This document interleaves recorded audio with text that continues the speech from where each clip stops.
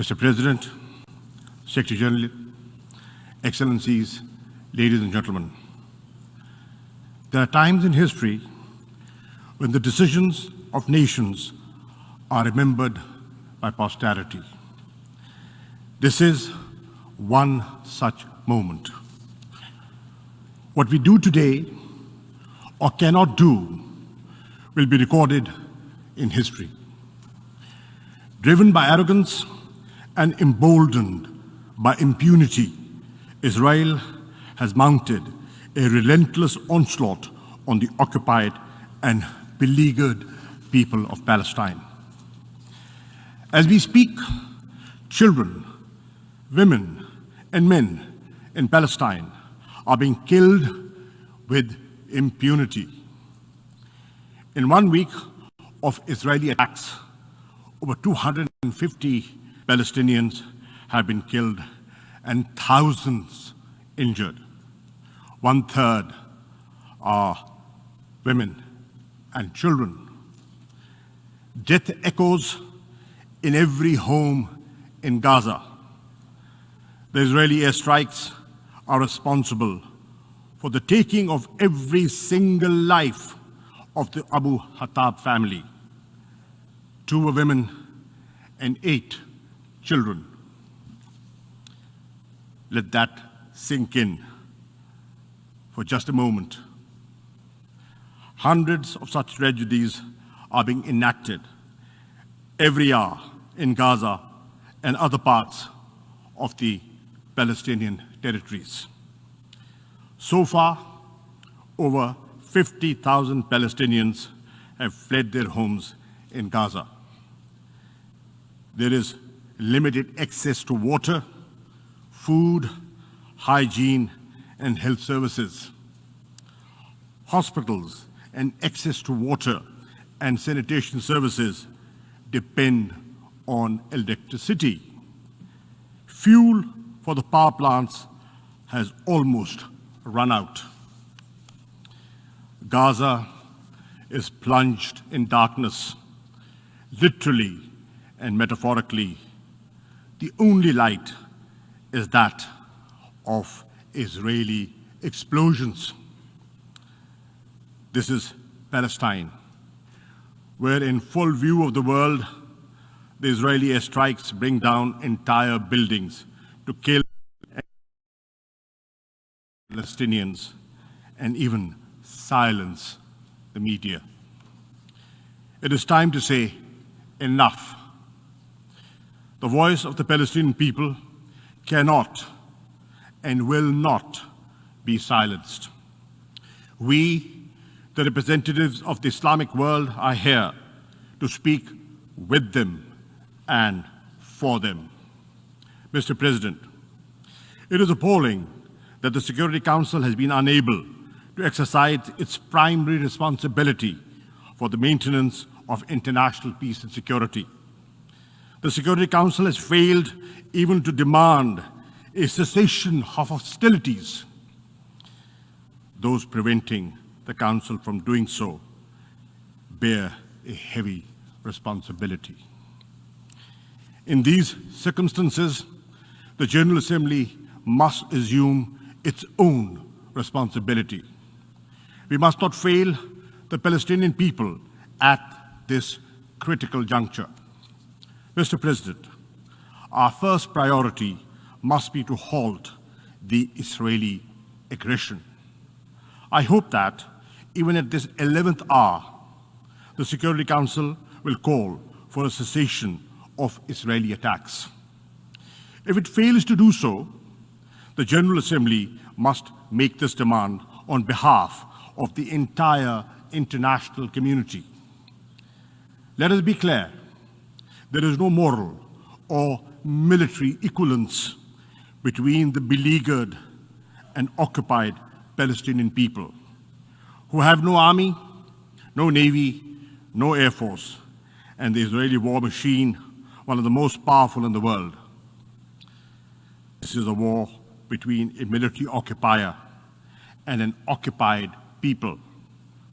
It is a conflict between illegal occupation and a legitimate struggle for self-determination.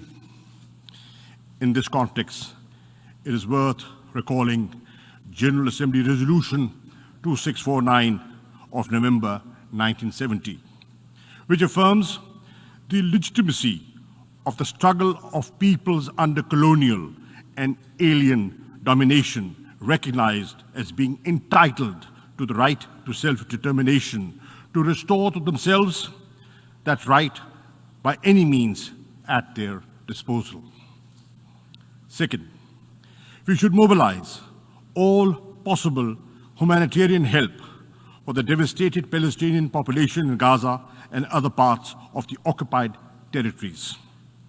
In addition to the UNRWA emergency appeal, the Secretary General should launch a comprehensive humanitarian assistance plan to provide succor and sustenance to the Palestinians. We need to send medical teams, medicines and other supplies, food, other necessities to Gaza and other parts of the occupied Palestinian territories. We welcome the access being provided by Egypt to Gaza. Israel must open all access points to Gaza to ensure the timely and urgent delivery of international assistance. Third, the General Assembly should call for concrete steps to protect the Palestinians. We should deploy an international protection force, as was called for in the General Assembly Resolution ES 10/20 and as demanded by the Islamic Summit Conference on the 18th of May 2018. If the Security Council cannot agree to send the protection force, a coalition of the willing can be formed to provide at least civilian observers to monitor a cessation of the hostilities and supervise the provision of humanitarian help to the Palestinians. We also call on the Secretary General and the High Commissioner of Human Rights to offer protection to Israel's Arab citizens who are being lynched and murdered by fascist Israeli gangs at the present time.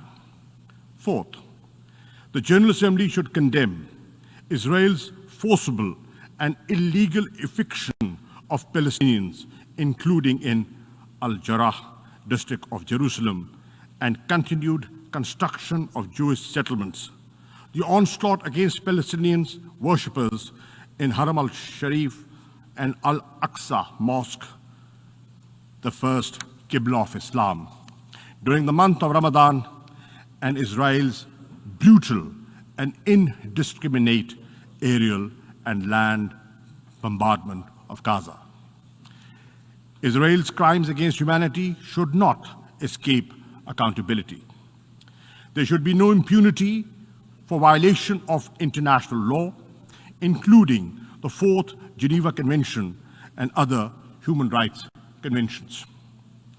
The Human Rights Council, the ICC, and the ICJ and other avenues should be activated to ensure Israeli accountability for its war crimes. Fifth, we must revive concrete efforts to end Israel's occupation of the Palestinian territories and to dismantle the illegal settlements and the apartheid-like regime Israel has imposed in the occupied territories.